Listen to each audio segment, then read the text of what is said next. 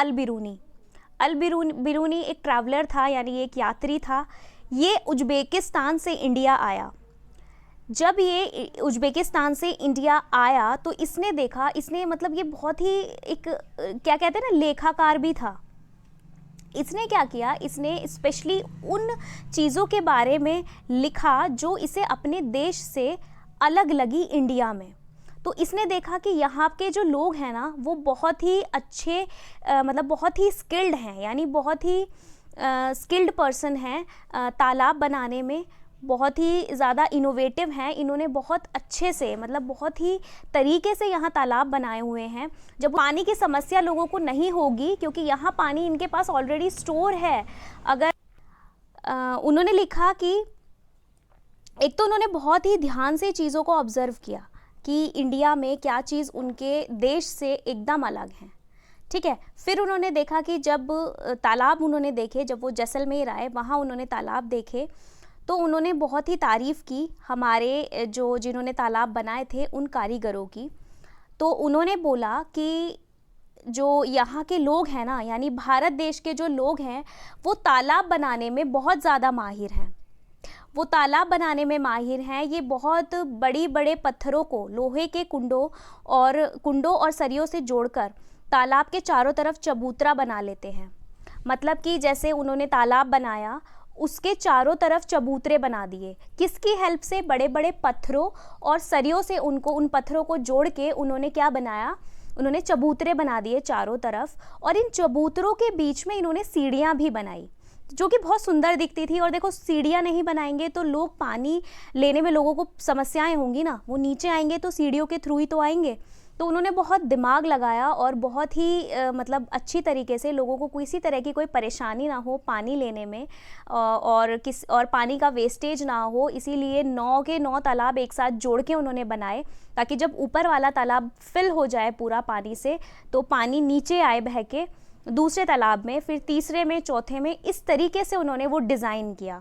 ठीक है, तो ये बहुत सारी चीज़ें उन्होंने हमारे देश के बारे में बताई जो कि उन्हें बहुत ही सुंदर लगी देखने में। उन्होंने लिखा तो ये सवाल आया है कि कितने साल पहले आया था और कौन आया था। वो थे अल बिरूनी।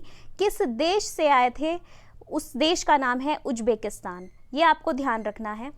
वो क्या थे? वो यात्री भी थे और वो राइटर भी थे। उन्होंने लिखा है हमारे देश के बारे में। क्या चीज़ें लिखी हैं जो उन्हें अपने देश से अलग लगी हमारे देश में।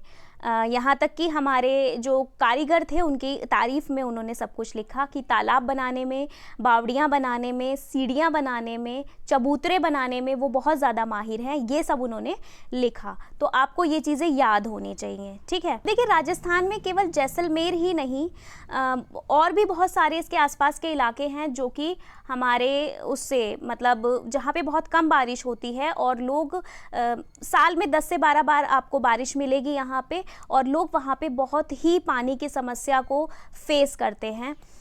तो कई ऐसे इलाके हैं। ठीक है, राजस्थान में हर एक बूंद कीमती है, आप जानते हैं, क्योंकि डेजर्ट एरिया है, पानी की बहुत ज़्यादा समस्याएं हैं।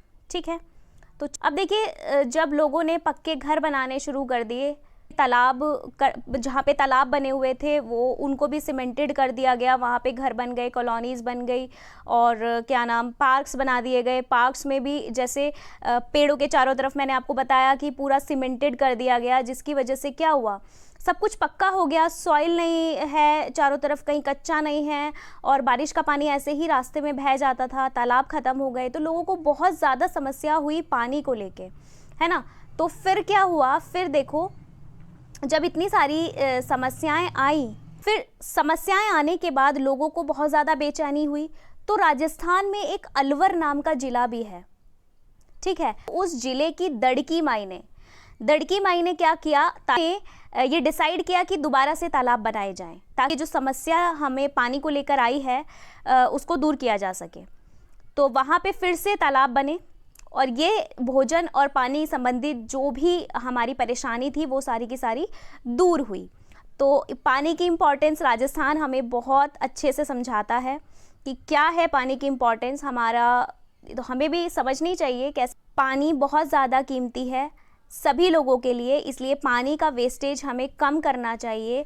कम से कम करना चाहिए। और कहा, ये तो एक स्लोगन भी है कि सेव वाटर सेव लाइफ। तो अगर आप पानी की बचत करेंगे तो आप अपनी लाइफ भी बचा सकते हैं।